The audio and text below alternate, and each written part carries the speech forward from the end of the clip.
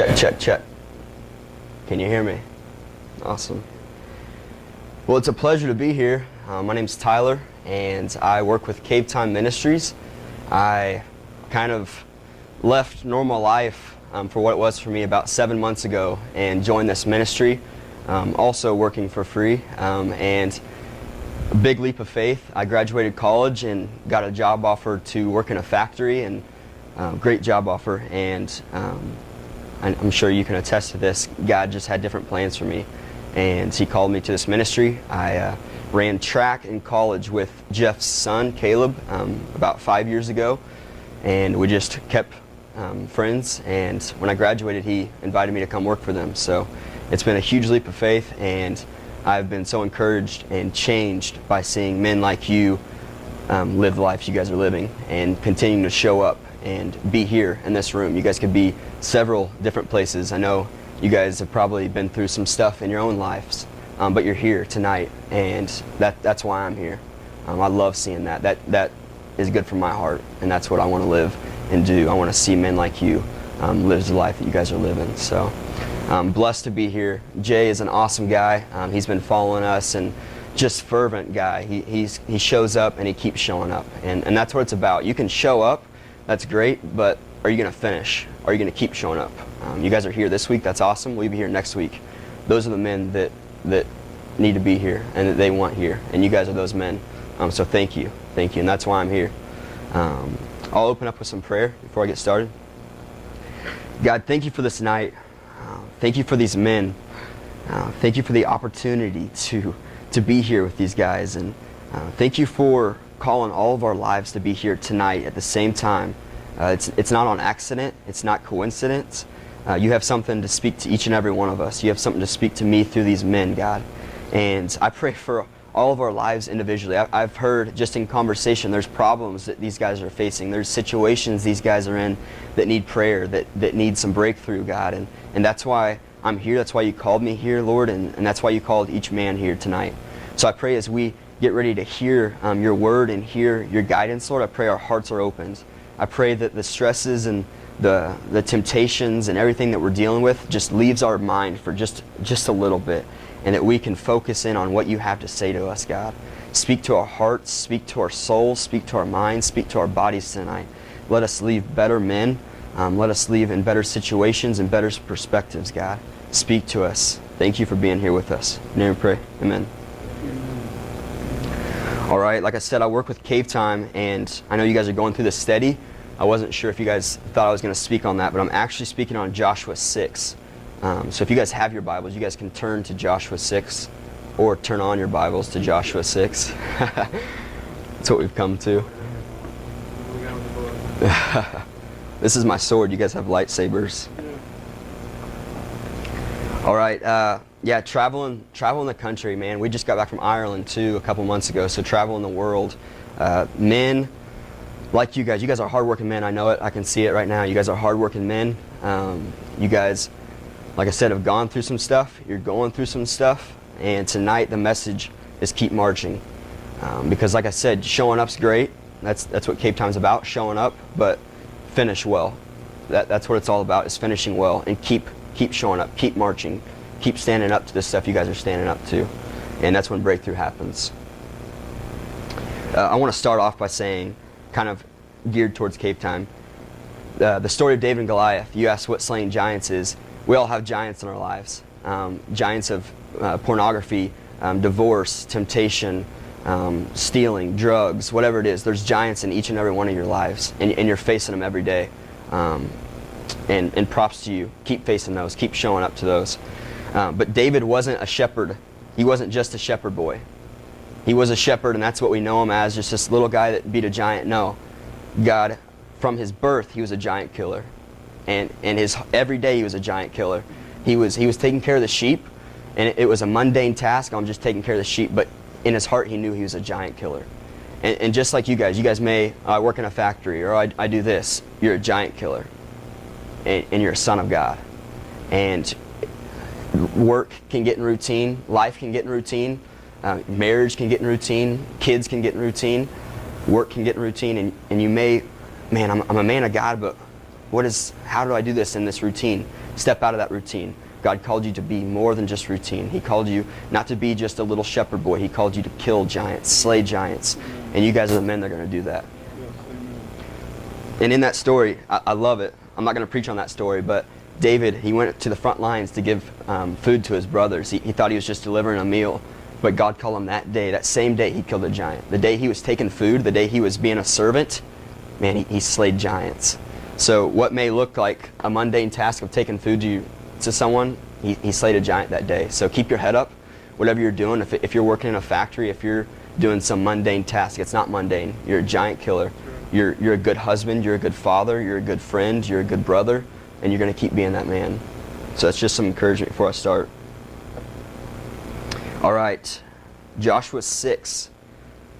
I love this story. We've actually been going through this at our home church, and I was able to speak this at a church a couple months ago and preached. And man, this is just, it's a universal message to men. The marching, the fall of Jericho.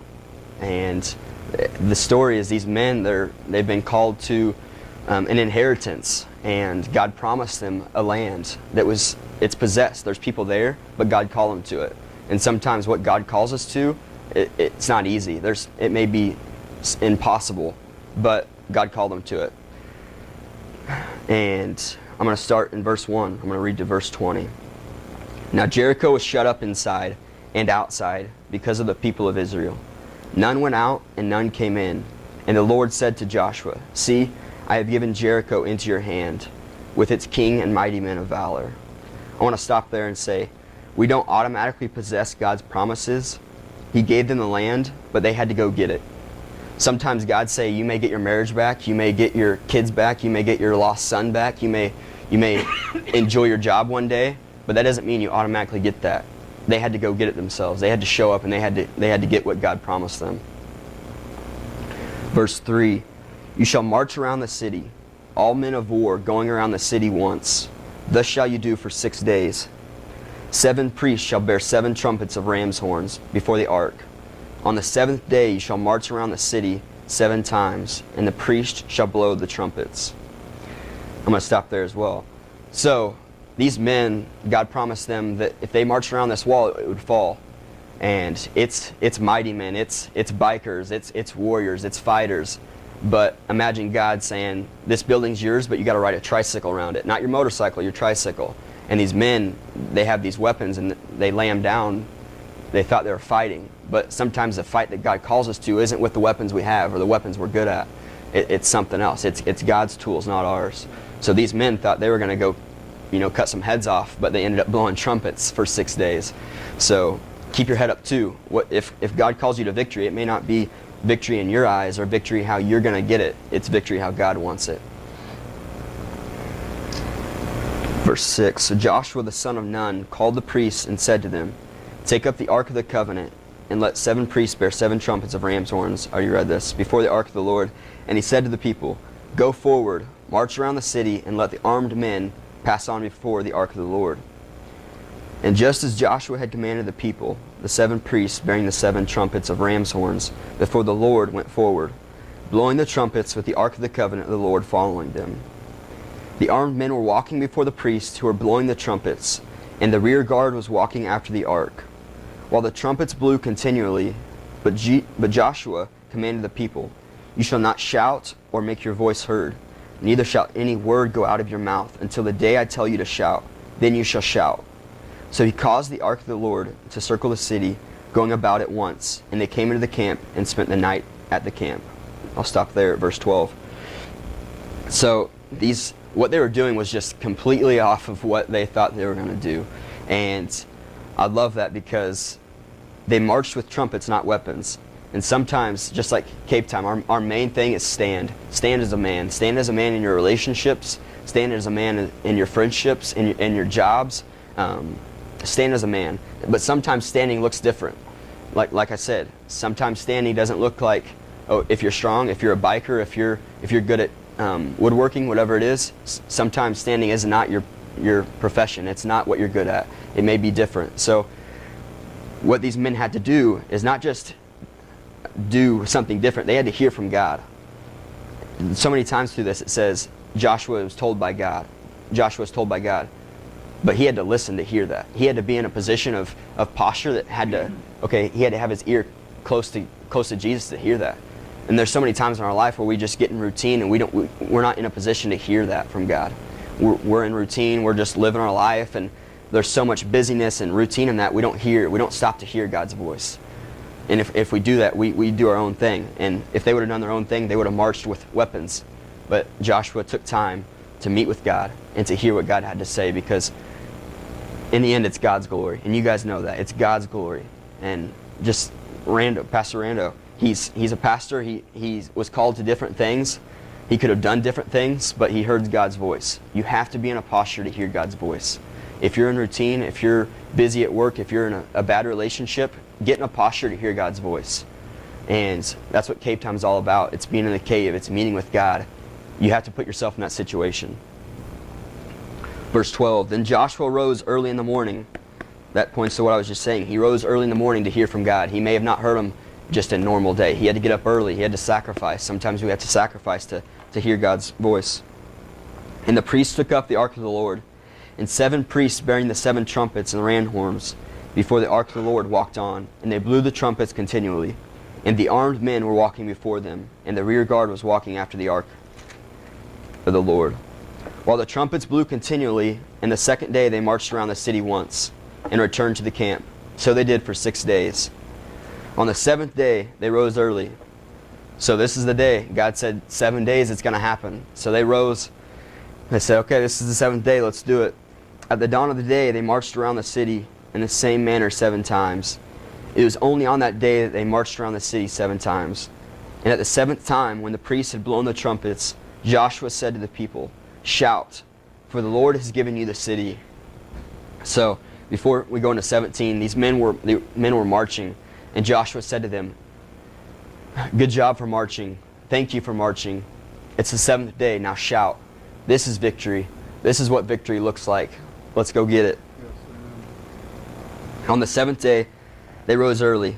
The men rose early, not just Joshua. At the dawn of the day, they marched around the city in the same manner 7 times. It was only on that day that they marched around the city 7 times. And at the 7th time, when the priests had blown the trumpets, Joshua said to the people, shout, for the Lord has given you the city. And the city and all that is within shall be devoted to the Lord of destruction. Only Rahab the prostitute and all who are with her in the house shall live, because she hid the messengers whom he sent. But you, keep yourselves from the things devoted to destruction, lest when you have devoted them to take any of the devoted things, and make the camp of Israel a thing for destruction, and bring trouble upon it. But all silver and gold, and every vessel of bronze and iron, are holy to the Lord. They shall go into the treasury of the Lord. Verse 20, this is the crescendo. This is the last verse of the message. So the people shouted, and the trumpets were blown. As soon as the people heard the sound of the trumpet, the people shouted a great shout, and the wall fell down flat. So that the people went up into the city, and every man straight before him. They captured the city. So, that was 20 verses of men doing something different than what they thought they were going to do. 6 days. Imagine waking up tomorrow and God saying, not go to work. Don't go to work. Actually come to the church and march around the church for 6 days. And you're thinking, oh man, how am I going to get paid? Will I lose my job? What will my wife say? What will my friends say? That's what these men were saying. But they heard the voice of God and they did it. And I know each and every one of you, if you got the call tomorrow from God, just like a brick wall tomorrow, don't go to work. Go march around the church. Go march around the new building you guys bought. Go march around. It would cause so much confusion. But these men were in a posture to, okay, God called me to this. I heard from God. I'm going to do this. And it may not be march around the church. It may be something else. It may be pray for your wife every morning this week. Pray for your children every day this week. Something different than what you normally do, but be in that posture to hear it. And my main thing coming here is I know you guys are hard workers. I know you guys have been through a hard life. But are we worn out or confused about the situations we're in? Are we worn out and confused about failed marriages? Are we worn out and confused by mundane jobs? Are we worn out and confused by temptations and sins that we keep dealing with? Are we confused by that? Are we worn out by it? Are we worn out by not getting the life that we thought we wanted, or the life we thought we deserved? Are you men worn out and confused by that? The thing is, the men were confused as they walked. And Satan, so many times, he wants us to see the wall. He wants us to see the wall that we're marching around. And Satan will rise it. He'll raise it with temptation. He'll raise it with bad situations, troubles at work, troubles with your wife, with your kids. But this group that you guys are meeting on every week, it lets you see past those walls. It lets you see past the things you're dealing with. This group, this community, you may think it's just something you're coming to, but this is life-changing. And I know it's life-changing for a lot of you, and I know you'd say that. It's life-changing because it lowers the walls in your life. It lets you see past the stuff you're dealing with, and it lets God speak to your heart. Lift up your eyes. Lift up your eyes to the promises God has for you. And the thing is, what these people may not have, I mean, they were marching for 6 days. They didn't know if the wall was going to fall tomorrow on the 7th day. They didn't know if God was real, if Joshua was real. But the wall did fall, and the wall is going to fall in your life. And the title of my message is Keep Marching, because you may be on the 3rd day, and 3rd day may be 10 years, but keep marching. Because what may be confusion, what may be questioning, the wall is going to fall. And what God has promised to you, what God has promised in your life, what God has called you to, it's going to happen. God doesn't just call you to something to call you to. He calls you to it because He wants you to inhabit that, and He wants you to live that out. So whatever you're at, whatever stage you're at, if you're still at day 1 and you haven't even answered the call, if you're at day 3 and you're thinking, what the heck am I doing? Or if you're just 1 day away, keep marching. Because there's so many times in my life I've prayed for things, and God didn't answer it after one prayer. Well, of course God didn't answer it after one prayer. Keep praying, you know. There's things in your life you've probably prayed for, and like 2 days later you forget about it. Keep praying. If you want victory in it, keep praying for it. Keep sacrificing for it. Keep showing up for it, because when you keep showing up for it, the wall's going to fall. Who's married in the room? How many of you guys pray for your wife every day? Yeah. How many of you want your wife to pray for you every day? Come on. See? You want victory? You have a bad relationship with her, or you guys fight, you guys have problems? Show up for her. Pray for her. You want victory in that? Pray for her. I'm not married, so it's easy for me to say that. But for real, there's so many situations. With me, finances. There's times where I'll pray over it. If I get in a tough situation, crap, God, give me some money. And then next week, I forget all about it. Keep praying. Keep praying for your marriages. Keep praying for your kids. Keep praying for the situations, because the wall is going to fall. And there's so much victory in that. And you guys are here. You guys may have your heads down about life. You guys may have your heads down about your situations. But lift your head up. Join your brothers. Look over the wall. See what God has promised you. See the land that He has given you. And walk with your brothers. Walk with your brothers. March with your brothers. March behind this guy. March behind Jay. March behind these other guys, because the wall's going to fall and you guys are going to be in victory. But keep marching. It may not be now. You may not see it. You may go, man, I'm going to go back to whatever I'm at. I'm going to go back to drugs. I'm going to go back to old relationship. I'm going to go back to an old lifestyle. Keep marching. Victory's around the corner. It's the next march. It's the next step. It's the next prayer. Keep marching. Keep praying. Keep showing up.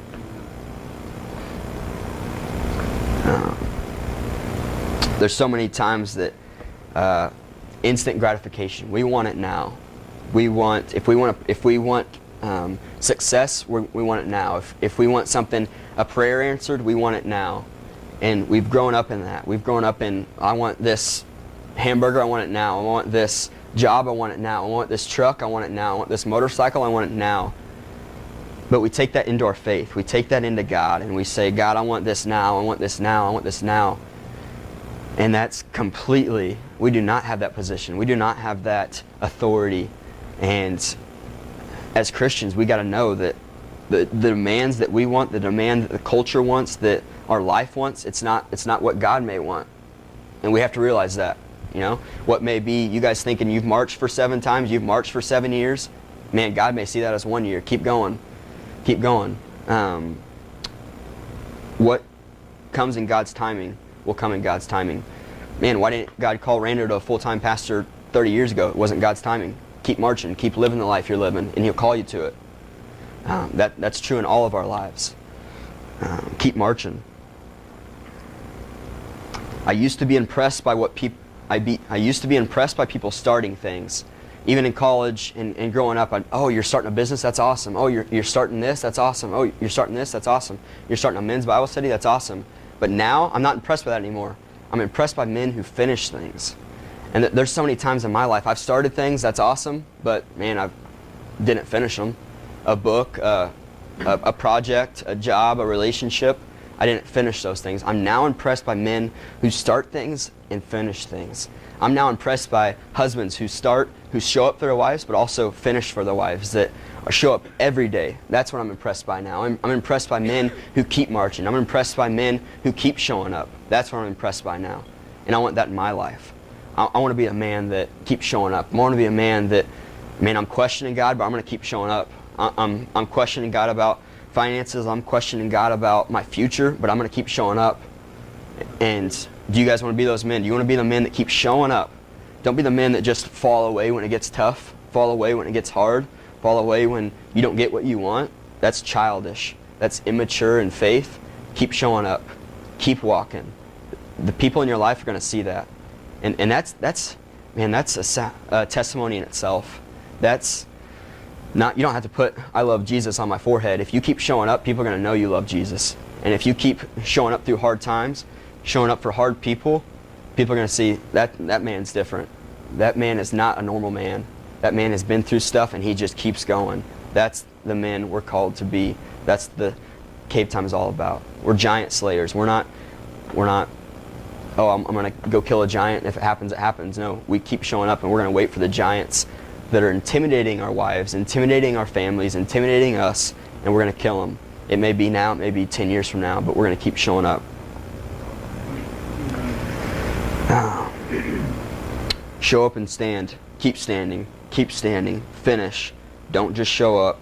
Finish. That's all I had, message-wise. But I want to just keep speaking to you guys. Man, and I don't want this to just come off to you. I don't live life with you guys. You guys don't know me.